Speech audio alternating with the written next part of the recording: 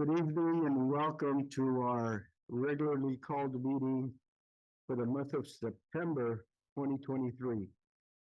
At this time, invocation and pledges of allegiance.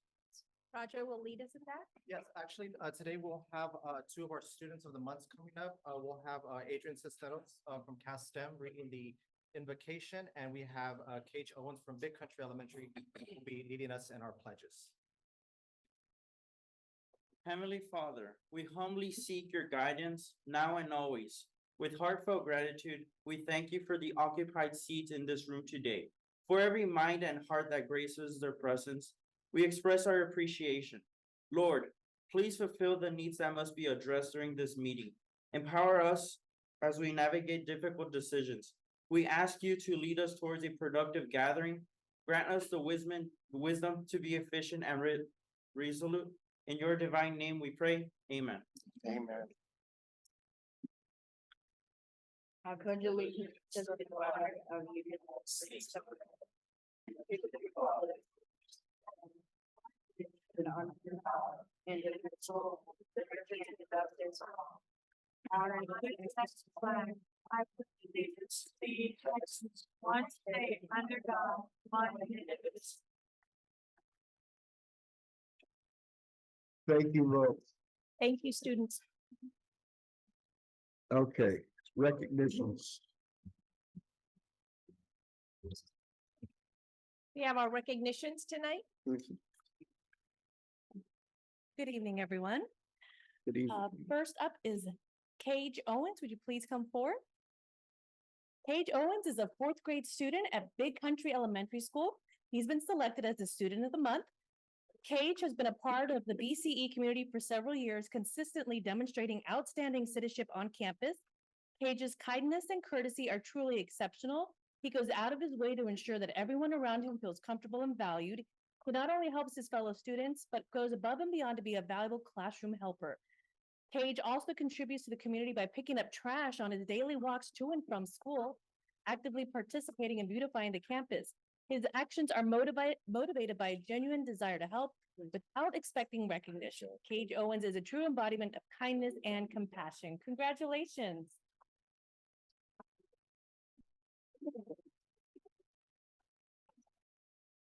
Would Jimena Aldape please come forward?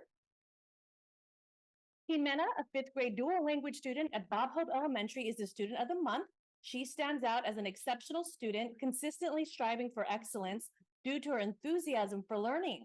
Jimena's academic achievements are noteworthy. During third and fourth grade years, she received a perfect score in reading STAR and reached the master's level in math. She approaches every challenge with determination and a relentless pursuit of answers, never shying away from difficulties. Jimena's strong work ethic has been evident from an early age, as she has been actively participating in AAA reading, writing, and Spanish since the second grade. Congratulations.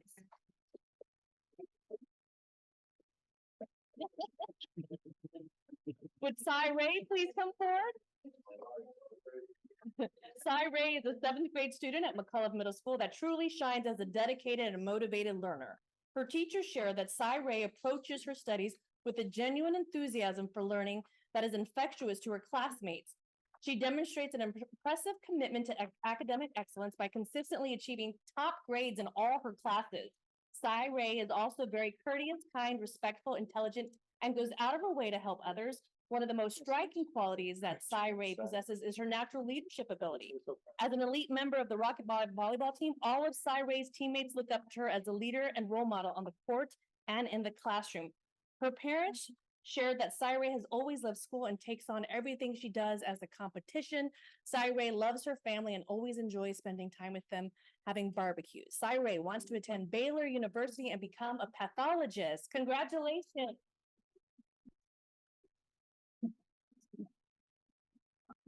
Adrian Cisneros, please come forward.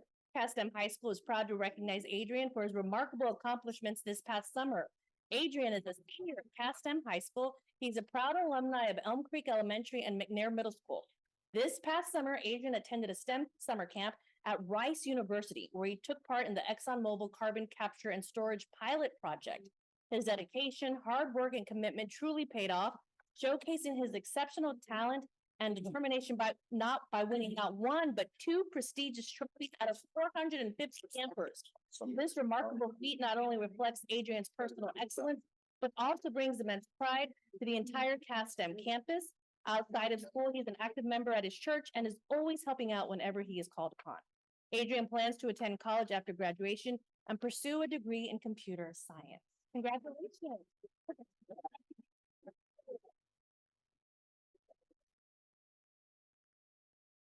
Thank you.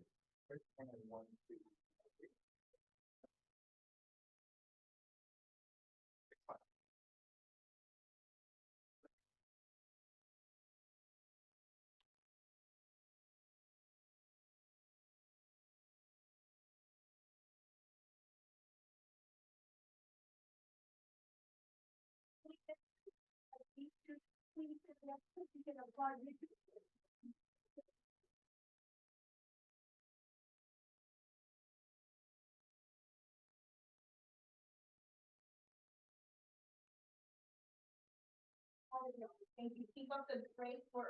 We're super excited to have you here.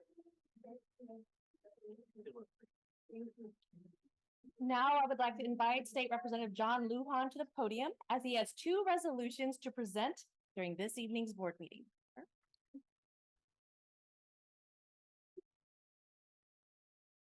Thank you. Hey, congratulations to the students once again. That's really awesome, the work that you guys put in and that it's recognized. And we need more people to step up and do those things, because when you do them at your age and you do them consistently, God blesses you and he's preparing you for something big. I know that. So I'm proud of you guys.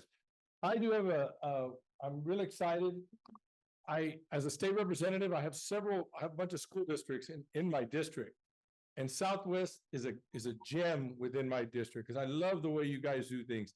I'm a big fan of your chief Palomo, and the things he's done with the Promise program. I preach everywhere I go. We got to get more schools involved in it, and thank you for your hard work. I do have a resolution, and this is for Richard Baker, Investigator Baker. If you want to come on up. And I'm going to read this to you. It says, whereas Investigative Richard Baker of the Southwest Independent School District Police Department has received a 2023 State of Texas Law Enforcement Achievement Award in Public Service from the Texas Commission on Law Enforcement. Whereas established in 1989, the annual Law Enforcement Achievement Awards are presented to peace officers, law enforcement officers, jailers, and telecommunicators who are licensed by TCO and who have gone above and beyond the call of duty through acts of professional achievement, public service, or valor. Mr. Baker has been selected for a public service award in recognition of his work with the Promise Recidivism Opportunities, Mentoring, Intervention, Support, and Education Program at Southwest ISD. I want to be resolved that Investigator Baker has exemplified the highest ideals of the law enforcement profession and made a meaningful difference in the lives of many young Texans, and he is indeed deserving of special recognition for his noteworthy accomplishment.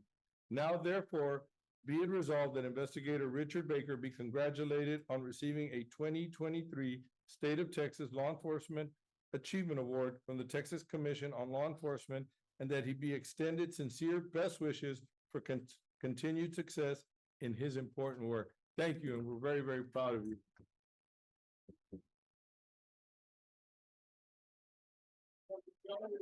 I give you a couple of these, so you can one of your loved one, but I wanted to make sure that he gets recognized, because this is really important. It's changing lives and helping students. And then I also put it together with a flag that's over the Capitol, in recognition of this moment, and just thank you.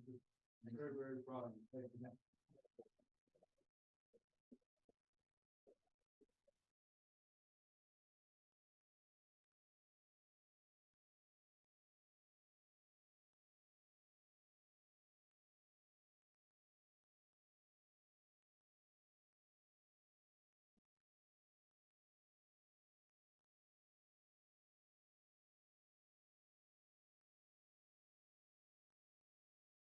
And then I have another resolution. This one is for Florinda Bernal.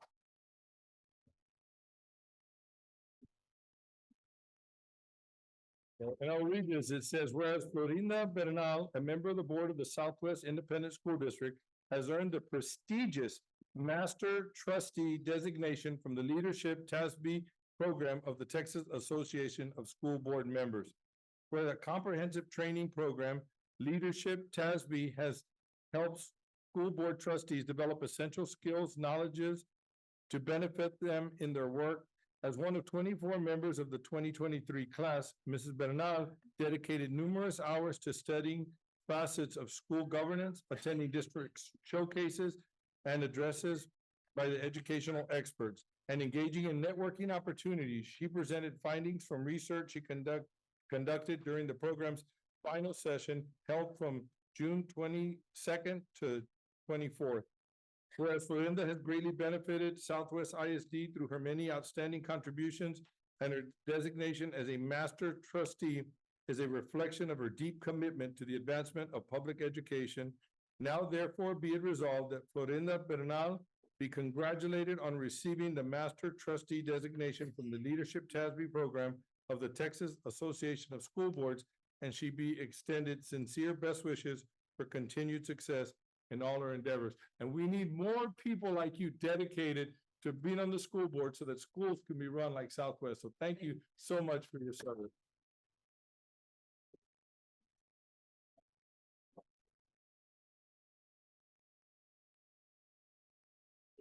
And if this is also applied to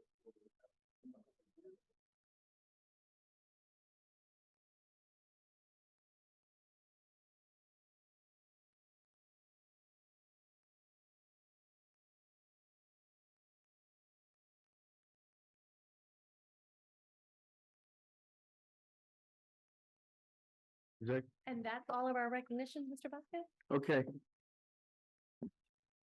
While we're waiting for Flo to get back to her seat, on behalf of your school board, students, Richard, Flo, we congratulate you, and we're so proud of you guys, and please continue doing what you're doing in your fields, whether you're a student, police officer, or a board member. John, we want to thank you for being here tonight. We appreciate it, and we like our partnership with you. Okay, great. Now, before we go on, we want to say something because it's up here. That painting, that work of art that you see was put together by one of our students. And I know it has a name on there, Catalina Cantu, El Mariachi Muerto. It was entered into a competition at MASBA past weekend, Mexican American School Board Association Conference, which was held here in San Antonio. And I know it says available for auction, but it is not. It was available for auction during the conference, okay? And myself and 6 very close friends of mine, we made sure it was purchased because all the money goes to the student, and she will be getting a check for $400. Yeah.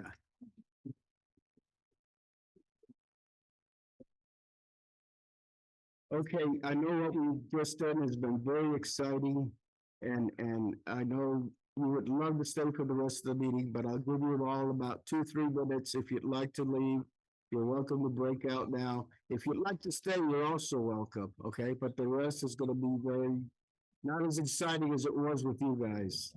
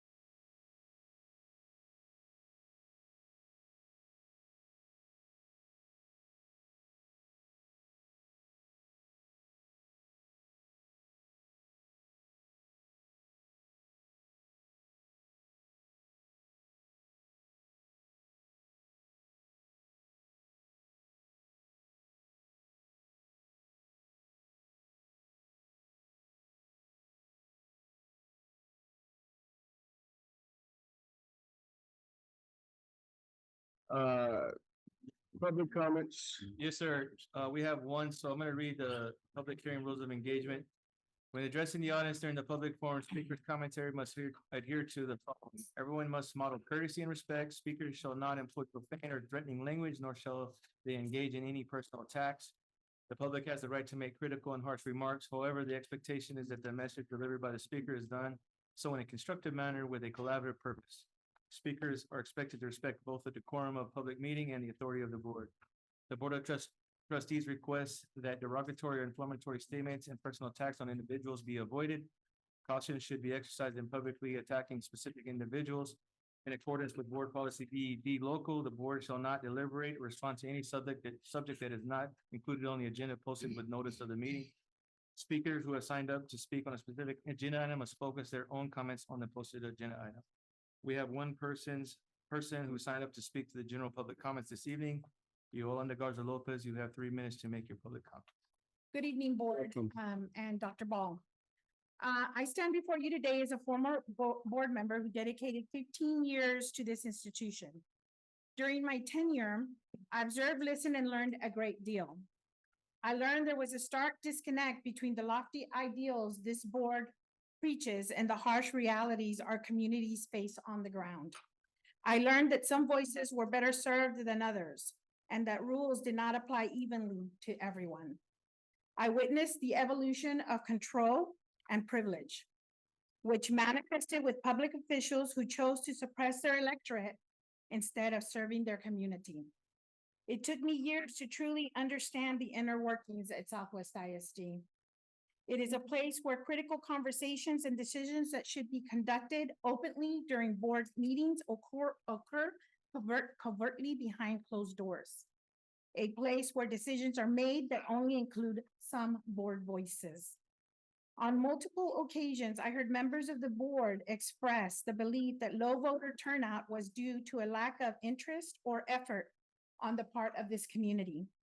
All the while, the board intentionally and systematically implemented voter suppression strategies.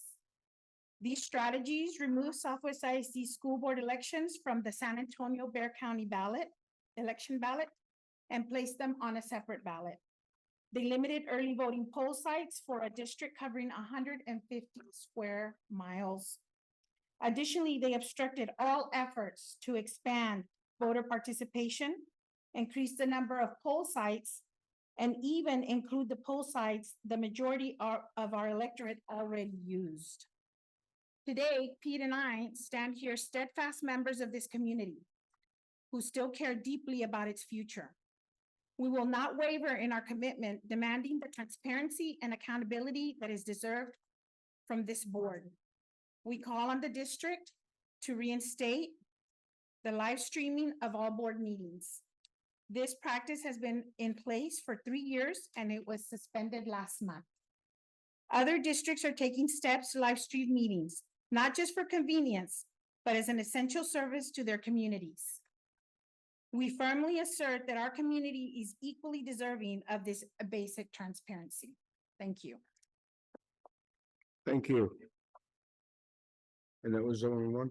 Yes, sir. Okay. Consent agenda, board members, you've had that before you. Any items need to be pulled or any questions? If not, I entertain a motion. I move that I we second. approve the consent agenda. I second. The motion is second, all in favor, please say aye. Aye. All opposed, same sign. Motion passes. Okay. Item 6, items of information, construction update. Thomas, you and As Thomas comes up, I want to thank Thomas and his team because they have been working diligently and it'll be nonstop as we put our projects to work and the bond money that the community has trusted us with. And we again want to take every opportunity to thank our community for helping us pass this bond and thank Thomas for all his hard work and looking forward to all our projects. So for construction update, we have several items that are coming later, but the job that is the most like right in the middle of everything, the synthetic turf at the baseball and softball fields at both Legacy and Southwest High School. Ongoing, They actually, I saw they were pouring concrete today on the concrete beams around the fence at the Southwest High School softball field. So once they've got that concrete beam in, all of the inlay gravel will start coming in. They've already removed the dirt from both. We are having some issues with permitting process through the city of San Antonio at Legacy. So the original plan that Field Turf had down, we were gonna start at Legacy Baseball and Legacy Softball. Bear County, which is here at Southwest High School on the main campus, did not have the permitting issues. So when Field Turf put in for the building permits at Legacy, they got entered in by the city under a different name and were basically lost for about a week. That's been fixed now. We're trying to get them going. So as soon as Field Turf is done with the dirt work here, they're gonna move all the machines to Southwest Legacy. We'll have all 4 fields kind of going at one time. It will not affect the final outcome. The turf is in the process of being fabricated right now and hasn't been delivered to the job site yet. So by the time that's made, we should not have any issues. We haven't had any weather delays or anything on that yet. So we should be good to go, ready to go by the end of December at all 4 fields. So I don't know if anybody has any questions on that one. The only other job we have that's still finishing up is the Southwest High School freezer cooler replacement. That is getting turned on tomorrow. We have to let it run for 3 days at 25 degrees before we can actually turn it down to the -10, because they want to make sure that it doesn't have any problems or any bugs that need to be worked out. So we should be turning that on. That way we're done and we don't have to have the temporary system that we're running through right now. And then we have other bond projects, but they're gonna come up later on some other items. So just so you know, we're working central office, Southwest High School, press box, Bob Hope, and Crewald Road Elementary are all underway right now. That's all. Thank you. Okay, monthly tax report. Yes, sir. We ended the fiscal year at 98.3, which is just a slight percent higher or 0.% higher than last year. So we did really good. So we'll still collect a little bit to finalize the school year, but we're right on par where we wanted to be collections. Great. Financial report, investment report. Brandon, anything you want to point out? It's the end of the year. Board members, any questions? You will see the investment report is gonna be larger because we took some of the bond funds. And we just didn't want to leave it in one place, so you'll see that on there.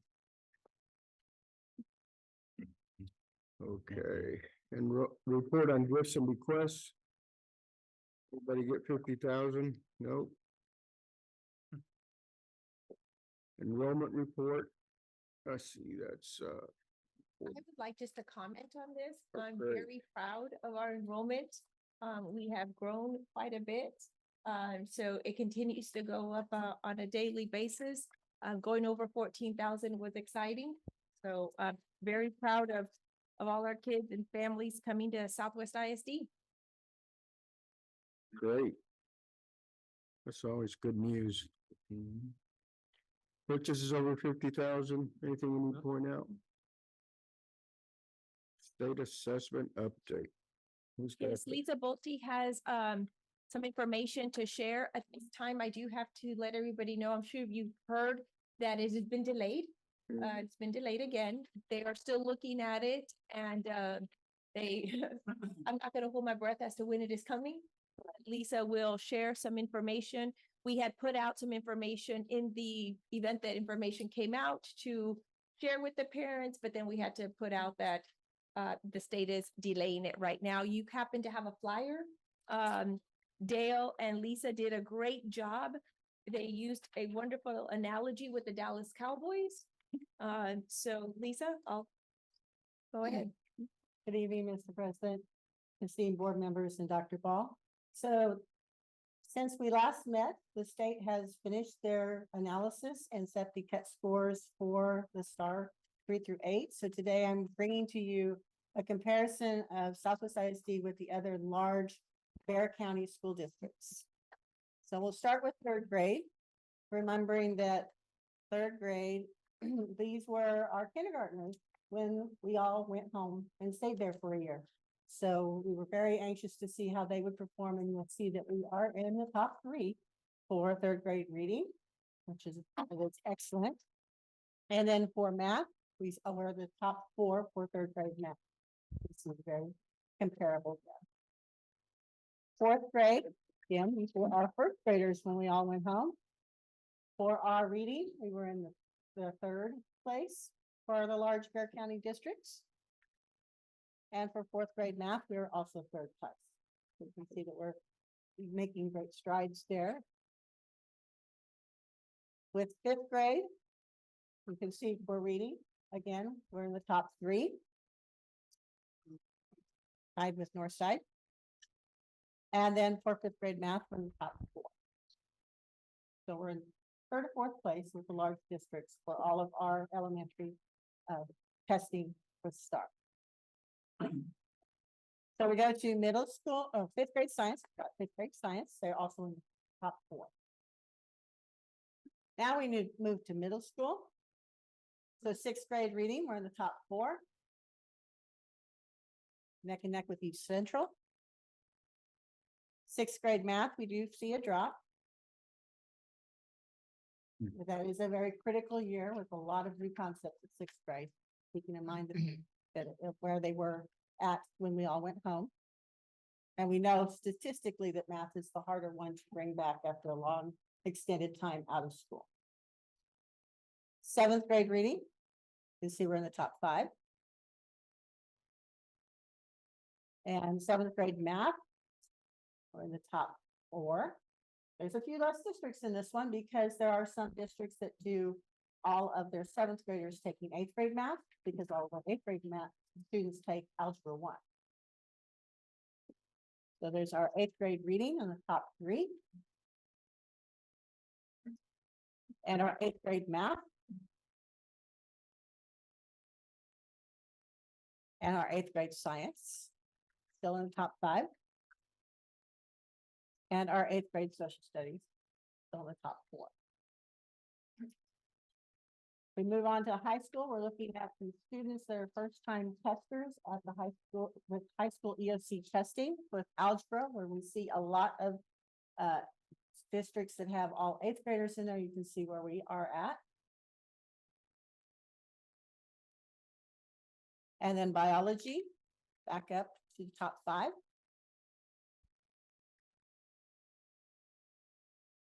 Our English 1 first-time testers in the top four. And our English 2 also in the top four. And our US history, we're at the top. Our US history scores. So we're very pleased with our US history. As Dr. Ball said, we did put out a flyer to all to our parents and community so they would know about the changes that are coming, and we should have those now since of the delay. We will not get, they're anticipating we will not get them until late October or early November. That's when we'll actually receive our A2F. Great. Any questions on the data I presented? Board members, any questions? Again, it's what they're gonna do at TA, we don't know. I think it's been slowed down. O'Hanlon, one of the legal groups, is leading a lawsuit against the state in reference to it, and it's really grown as far as districts joining it. I think it's up to close over 100.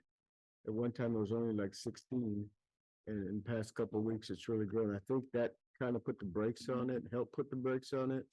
So we may want to look into that lawsuit. I was Maybe- just gonna ask if the board wanted me to research. Yes, I think we want to research and decide whether or not we want to join that group. I will Okay, do that.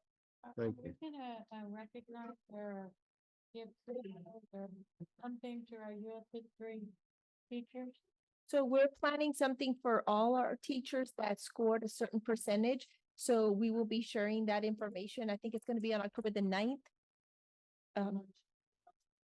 Well, I think we should have recognized them in their first place. So they must be doing something really well. Kids know the Constitution. Yeah.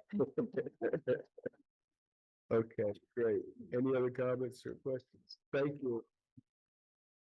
Okay, item 7A, consider the approval of a new social worker evaluation template. Yes, Ms. Barson Page has 157. has been working on this. The social workers asked for a new evaluation template, so the team has worked on this. So, as you know, last year we went ahead and previously approved the new counselors evaluation system. And 2 years before that, we approved a new evaluation for central office staff because it's really hard to use something that's created for teachers for everybody else. And so we wanted to make sure we followed the same alignment process. And so we brought in all the social workers and really took a look at their framework of the work that they actually do. And so utilizing the actual social workers, myself, the executive director of pupil services, Adrian Ramirez, and Mary Lou Hernandez, who's been leading this work. We're trying to give them a voice in how they're evaluated on campus with the actual work that they do and not just a byproduct that they use for everybody else. And so you have in your board book a copy of what it looks like. It looks just like what we do for T-Test. It looks just like what we do for T-Pest. It actually looks like what we do for administrators. It follows the same improvement needed, developing skills, meets expectation and accomplished areas. But it's based on the framework of social workers. So it covers professional learning and growth opportunities for them, their ethics and their confidentiality and the way they handle situations and problems, the way that they use community resources and reach out to the community to ensure that those services are brought into the campus level. They have to build intervention plans for students and groups of students who may be facing an at-risk crisis or some other crisis in their life. They develop service plans for students based on what their families need, whether it's food, electricity, clothing, shelter, whatever it is. They also get evaluated on how they collaborate and how they effectively communicate to all family members, no matter their language or their need.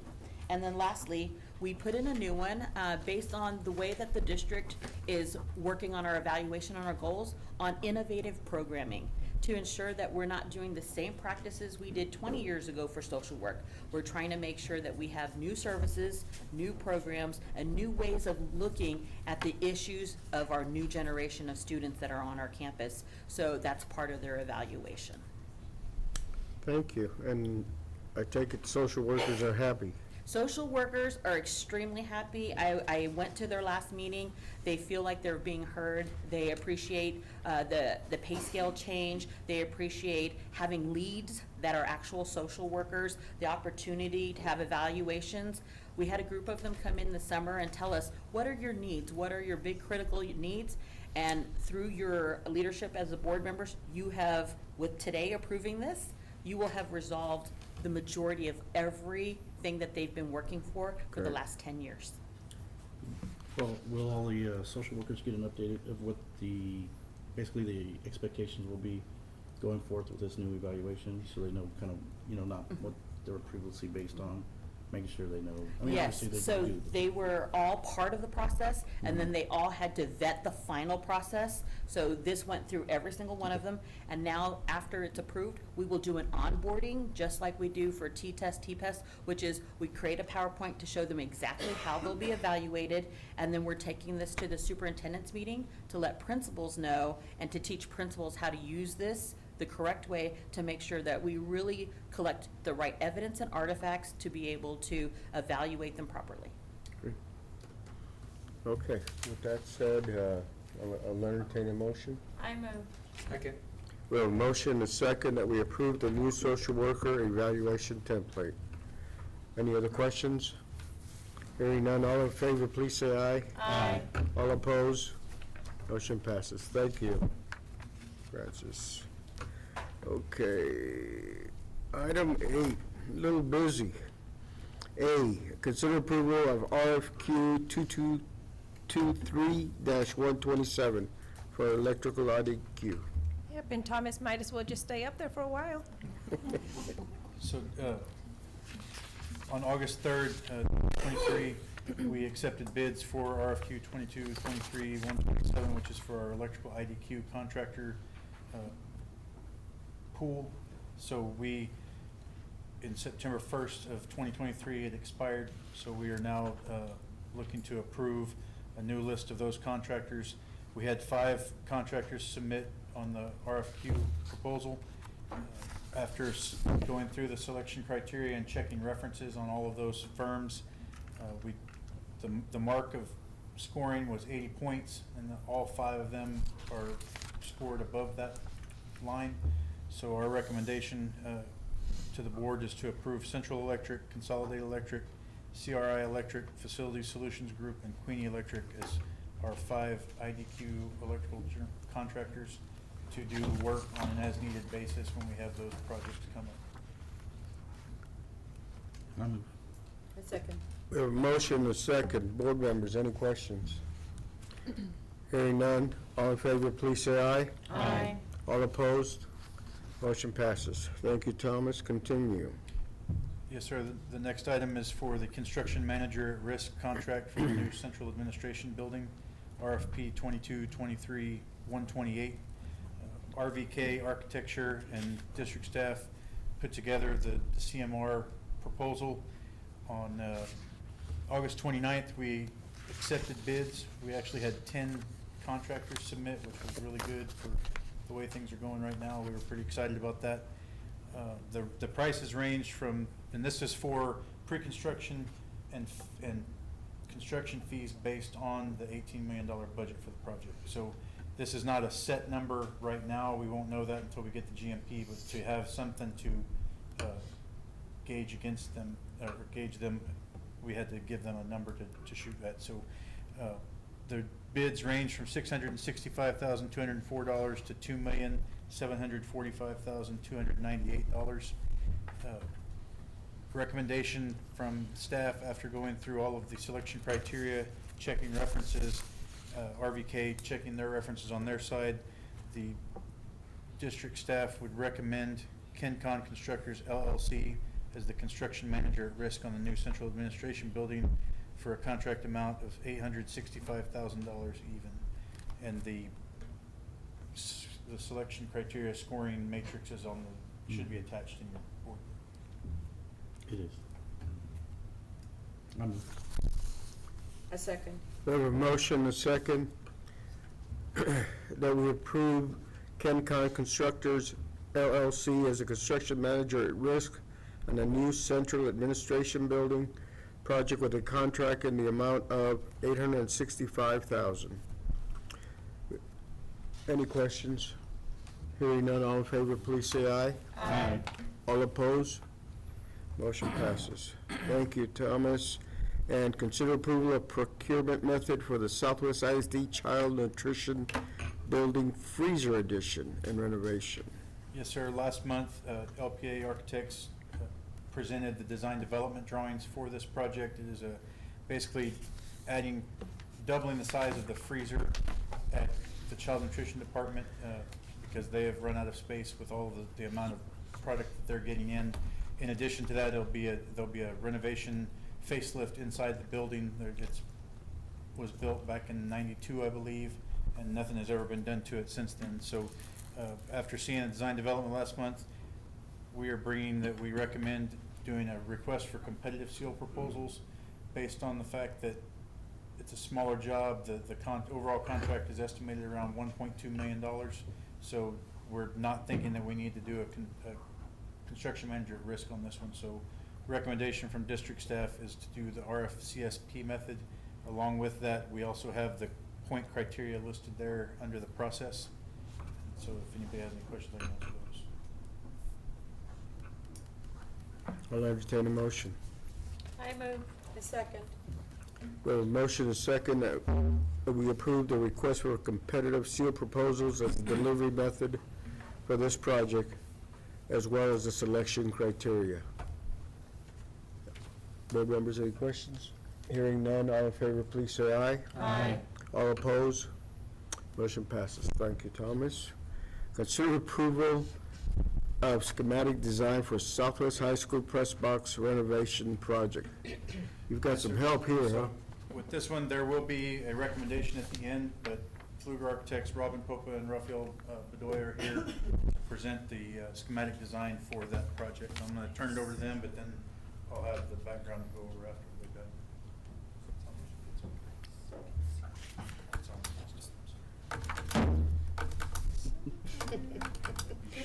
Which one is it? This one? No, you're fine. No worries. That's not it? That was the scoreboards. That one? No worries. There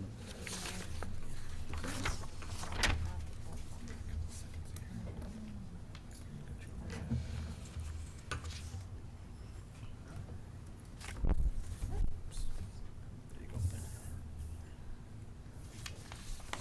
Thank you all very much for having us here today. As Mr. Kruger mentioned, my name is Robin, this is Raphael, and we are delighted to be here to show you our schematic design presentation for the press box replacement at the stadium for Southwest High School. So we're gonna go just really quickly through a couple of things. This is a presentation that, a version of it was given to the facilities subcommittee last week. And so just as a reminder of where we're at in the whole schedule of the project as well. And that's some really tiny words. I'm not gonna make y'all read it, but it's just the written out version of the schedule you saw before. One of the things that we also reviewed with facilities subcommittee.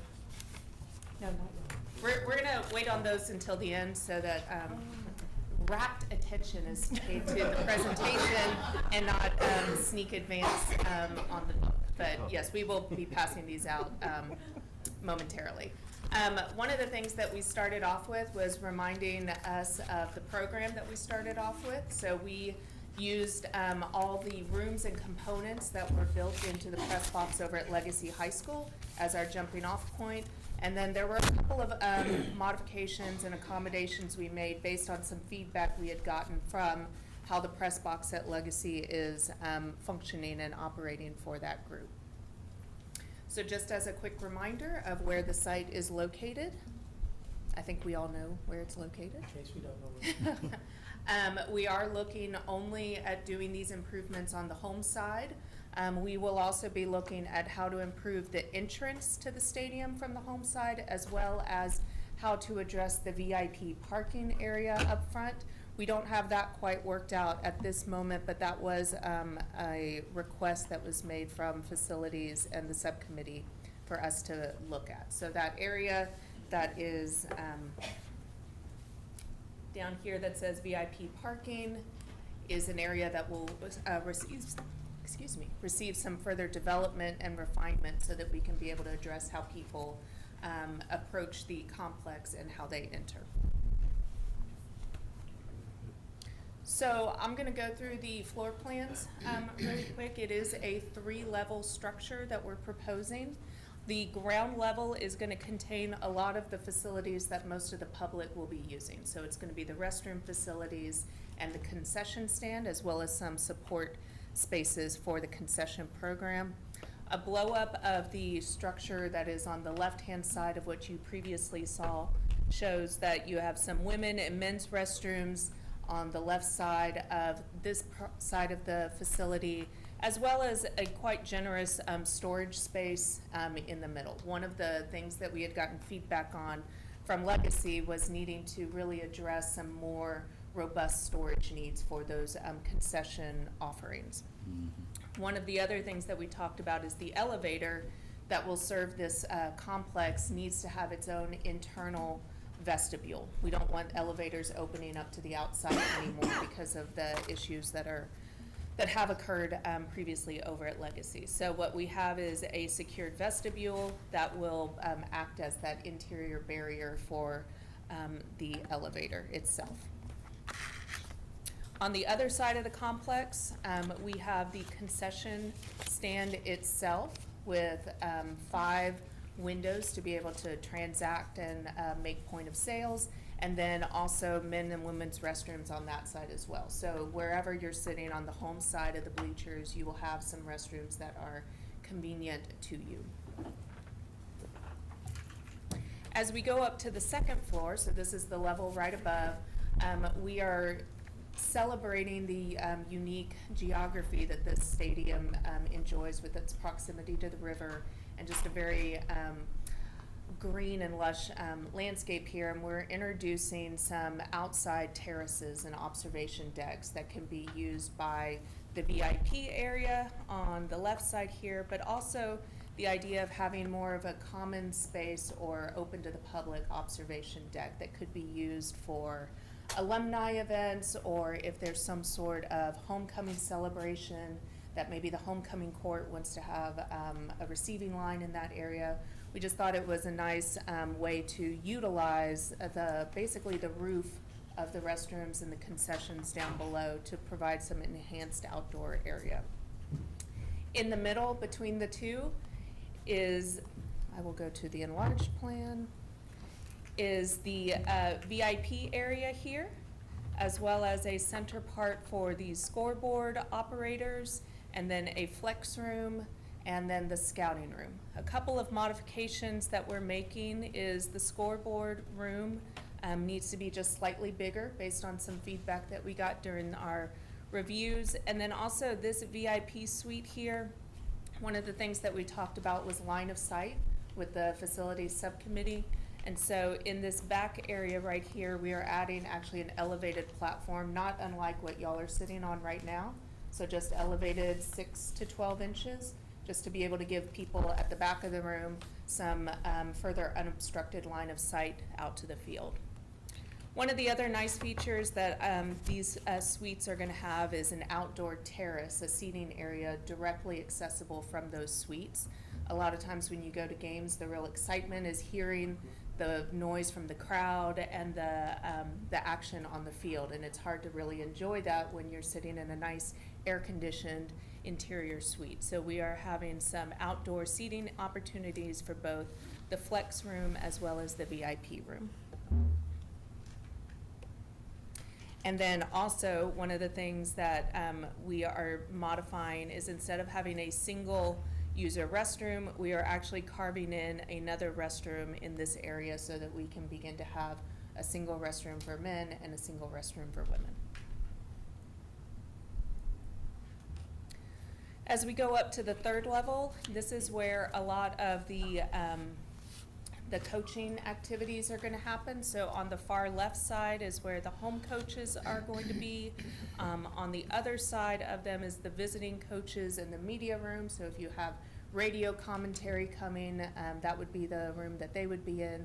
And then right in the middle, you can see kind of oriented on the 50-yard line will be the outside film deck. So any of the filming crew that comes has a outdoor area that is centrally located on the field.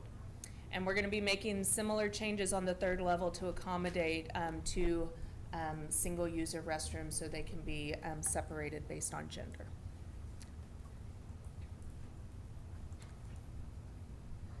If we took a slice through the building, kind of going long ways, you'll see here that the restrooms and concession on those first floors take up a lot of building footprint, a lot of square footage. And so we are using the roof of some of those areas to become those outdoor terraces. Just really kind of capitalizing on an element that's already going to be there just from the amount of square footage that's going to be needed for those facilities. And then if you took a section through the building the other way and you kind of start seeing how the field is in relation to the press box, you'll start to see the tiered levels, as well as the outdoor seating component for the VIP and the flex area. And this line right here is meant to signify that there's going to be direct line of sight so that everybody, regardless of where they're seating, is going to be able to have a really great view of the action going on the field. So when we get to the feel and the look of the building, we took inspiration from your mascot, the idea of a dragon. And we're going to make some changes here to nomenclature and stuff. But what we really wanted to kind of capitalize on is what do people think of when they think of a dragon? And especially when you think about the home field advantage. So we are coining this for right now, the Dragon's Lair. I know it says cave up there right now, but we decided to make a shift on the nomenclature, and we're calling it the Dragon's Lair. And what do you think of when you think of Dragon's Lair? You think of these really kind of burnished and scales of the dragon, things that have been almost like singed or scorched by fire, And so we really think it's got some really cool opportunities to be able to emulate that. But also with the proximity to the high school, we want to make sure that we're borrowing some of the architectural language that's already been established over there. So taking some of those textural block elements and some of the greens and the language that are there. So what we're proposing is a palette that kind of emulates a little bit of that kind of scorched cave-like material. So we're proposing to use some perforated panels here to kind of emulate dragon scales. And the brick that we're proposing here is called an iron spot brick. So if you look at it, it's got a very slight metallic look to it. Again, kind of like dragon scales or something that's been singed by fire. And then some of these other materials in the middle, the ribbed and burnished CMU, those are elements that you'll find over at the high school when you go and walk around it.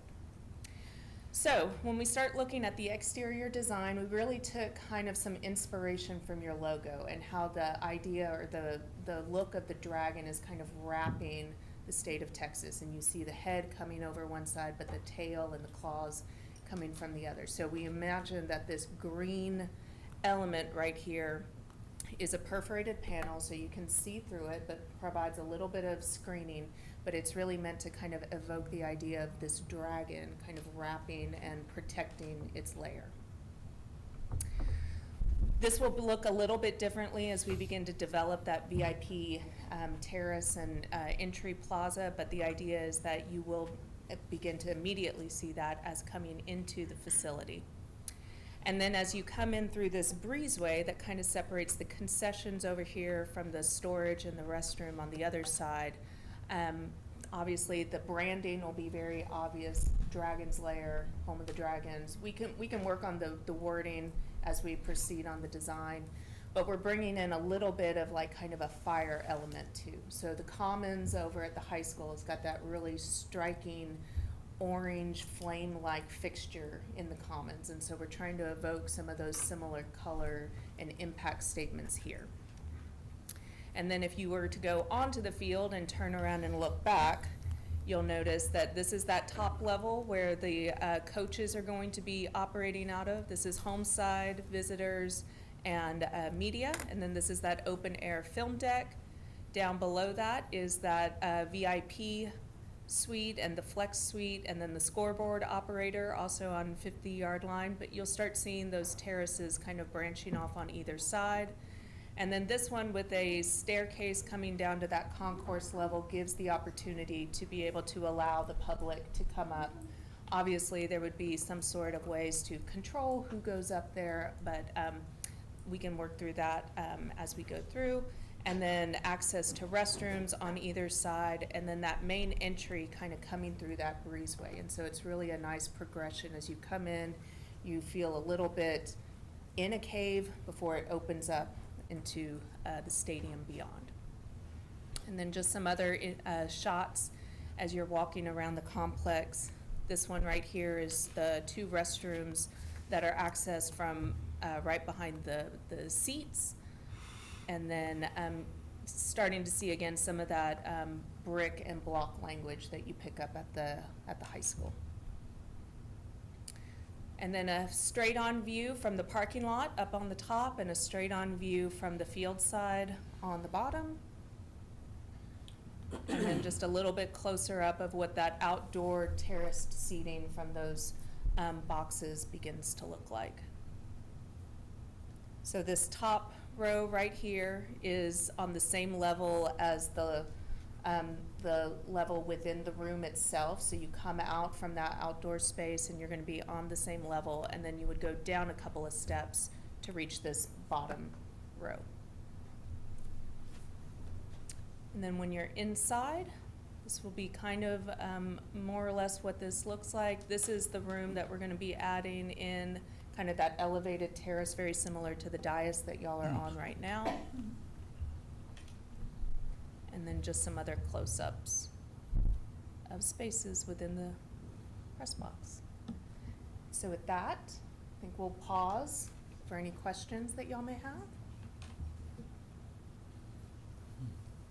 I'd like to start by just saying thank you, because I know we've met already a couple times, and I can see already where you're listening, okay? And you're hearing some of our concerns, and I like what I see. Just one question, are we redoing the foundation, or are we using the? No, we will have to Okay. do a demolition of the Okay. existing building and some of the foundation to drill new piers. We already have a geotech that's gonna start coming out Thank and doing those borings for us, so we know the depth of those and Thank the you. size of the foundation, so we'll be coming back to that. Great. I really like that, VIP area that you have the terrace on both sides and then that front, because that's gonna really allow us to have the community, like different groups. Like, I think y'all brought up the homecoming, like maybe the class of, 1965 or whatever. That we don't have the room to do that, and we put them in the stands, and then we ask them to stand up, and nobody really sees them. So this, VIP is, it's the whole community, right? We're not just saying certain people in the school district will use that area, but it's gonna allow us to really recognize just different groups in the community. It's gonna be really nice. I'm glad y'all looked at the storage for, like, cause it is an issue at Legacy for the concessions, but, and we're still talking about moving that VIP back to give the concessions more room line, right? That's what we were talking about earlier? For the line, for the way they set up? Yeah, Yeah. for the lines, yeah. More room, okay. I have a quick question. On the VIP, well, the outside terrace, whatever, is that gonna have a covered awning on it by any chance? So the third floor extends over that, so Okay. the third floor provides the coverage. Answer my question, David, thank you. And, to your point, that's part of the reason why we chose the room name right now to just say VIP and not call it boardroom or staff room or something like that, because we really wanted to, make it inclusive, Yeah, right? But special. yeah. The people that will be going into that area, whatever groups we have, are they gonna have to go through the VIP room, or I saw that there was stairs, but is that the only way for It'd be separate entrance. separate entrance? So on the terrace side, you mean? Is that- Yes. Let me get there in just a minute. I think that's one of the tips. I think there was stairs. So this terrace, which we would call probably the more public one, has some stairs that come straight down to the main level. From the football side. Okay. From this terrace, you have to be let into the press box by some means. And there's gonna be ways to secure from that ground level. So this is that main, breezeway coming in. That's the start of those stairs that go up to that, more public terrace. But to get up to the second floor, we have a stairwell here and the elevator that's gonna have a way of securing it. So not everybody can go up to the interior of the press box on the second level. And that interior way is how you get to the VIP terrace on the other side. That's good. Safety. So just some security measures to be able to kind of control that. Thank you. Any other questions? I have, I guess my valid interest is in the PA room. Okay. I see a different picture from what you gave us here from what you showed there. Yeah, I think actually this is an older presentation. I didn't want to say it, but we have made some modifications. So what is in your book right now is inclusive of the modifications. Okay. So you'll see it's pushed out a little bit more. We gave it a little bit more room. We tried to add more countertop into the room was one of the requests that we did, so we said. Okay. So more countertop and then taking away the door so you're not losing that space in there. But there's more space though. Yeah. Okay, right. And what you'll also see in the book is what we talked about, adding the second restroom. So you'll see on the floor plan that we've carved in 2 restrooms there, as well as you'll see the step up, the terrace on the backside of the VIP space, as well as the home coaches. They asked for that as well. And what is the seating capacity of the terrace, the one that's in front of the press box? These right here? Yes. Probably about 30-ish, maybe. I could count it, but 40 For both sides. for both sides, 40 total. Those will be the hot seats. Okay, board. So we're asking the board to Approve the schematic Schematic design. design. I'll entertain a motion at this time. I move. I second. We have a motion in 2 seconds that we approve the schematic design drawings that have been presented by Fluger Architects. Any other questions? Hearing none, all in favor, please say aye. Aye. All opposed, same sign. Motion passes. Thank you, thank you. Okay, consider approval of an early resignation notice incentive. Yes, Brandon will be presenting this, but as we are always working to build capacity within our system and be prepared if anybody leaves us, we have spent some time as senior staff thinking of ways that we can be more proactive. So Brandon will be sharing information on this. Yes, this is specifically for a retirement incentive, not necessarily a resignation, so it gives us time to plan and train and maybe possibly put an individual in a leadership position in a residency type situation. And so we're asking the board to approve a $5,000 early notification, retirement notification to the district by October 31st. This would be for principals, executive directors, and directors. So like if a principal's knowing that they're going to retire, sometimes we have to wait for that letter before we can move forward and trying to create a plan. So we're gonna ask principals, directors, and executive directors, if you plan on retiring this school year, if you give us your letter by October 31st, that helps us plan. And like I said, train somebody, get somebody on board, maybe in a kind of a residency, working together with the principal or the director.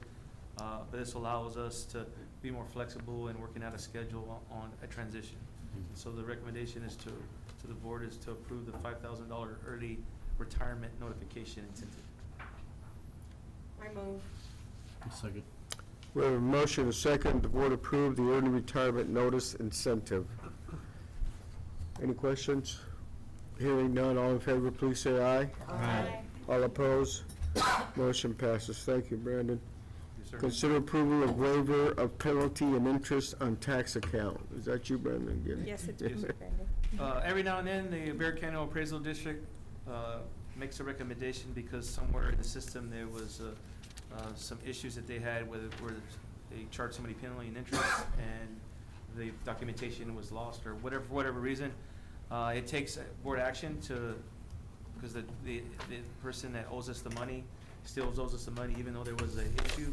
And so it requires board action to relieve them of that and give them that waiver notice. And so Bear County Appraisal District is recommending that we refund the penalty and interest on the account number 4299-024-0010 in the amount of $3,333.39.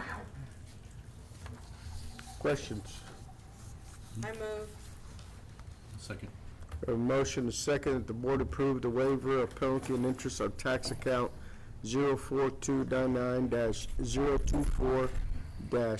04299-024-0010 for the amount of $3,333.39. Yes, sir. I have a question. In the event that that account belonged to one of us, we would be, Yeah, so the individual that, when there's a mistake, in the Bear County Appraisal District, there is a form, it's a waiver form that the person still is required to fill out. So that would be given to Bear County Appraisal District, they would review it, and then they would submit it, and we would still go through the same process. okay. I just want to be sure that we wouldn't be voting on. Yeah, Waiver. well, more than check likely, for if us. it was one of y'all, you probably need to abstain from Right. the decision. Okay, just, all right. Okay. All in favor, please say aye. Aye. All opposed? Motion passes. Thank you. Consider nominating candidate for the Bear Appraisal District Board of Directors. I'd like to begin by letting everyone know that Sherry Byram, whom we've nominated in the past, and she's been elected in the past, is currently the chair, is no longer running. She'll finish out this term, and she will step down for personal reasons. Is she still in for? Till she finishes her term.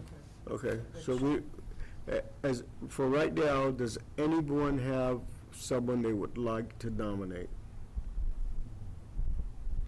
Okay, hearing none, no names. We're not voting today. All the people that get nominated will come to us at a later date, and then we will take our votes and distribute as we see we'd like at that time. Okay. So, no nomination, Mona. Got that, Brandon? Yes, sir. Mona, You tabled take it. the ball. You Okay. good? Okay. I think we should just. Yeah, so you went, go ahead, Jerry. Let's go ahead and make a motion that that's what you would like, that we're not gonna nominate and we'll table that just.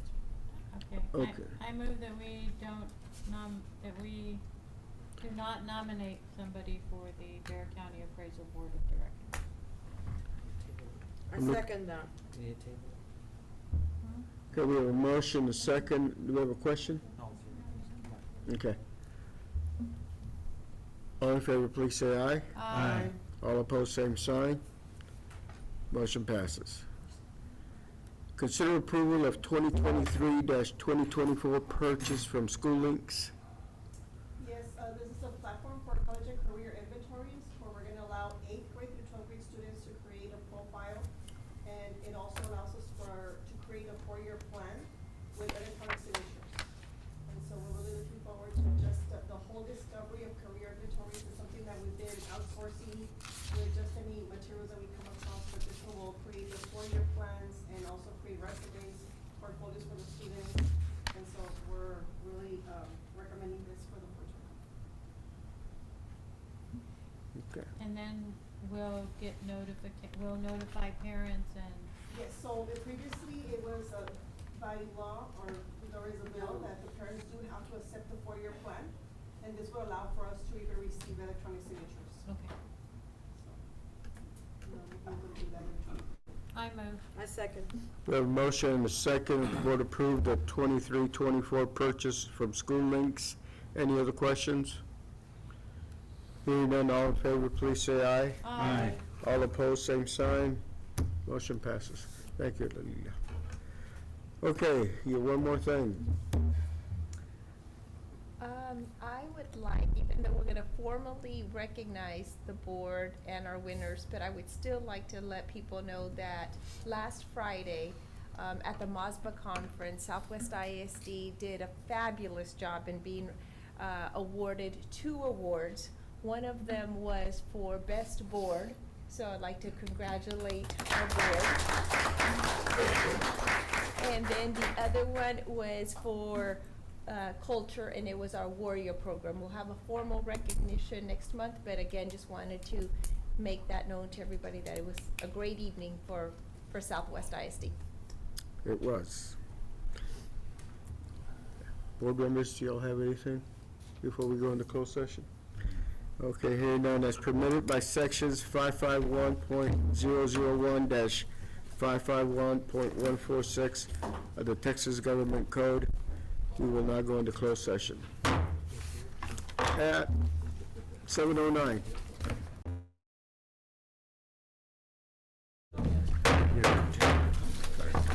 We come back from closed session at 8:11. Oh, You have a I motion? move that we approve the superintendent's recommendation on personnel. I second. We have a motion, a second. All in favor, please say aye. Aye. All opposed?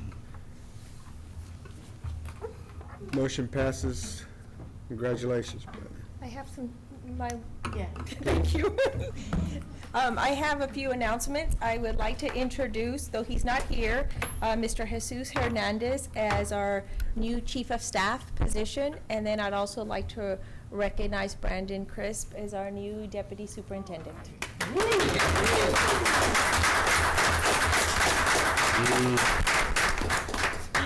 No, thank you very much. Appreciate all of you. He's gonna do a Vasquez and cry. It was a split vote, sir. That's all I did, that was so long, the 4-3 vote. 4-3. I only needed No. 4.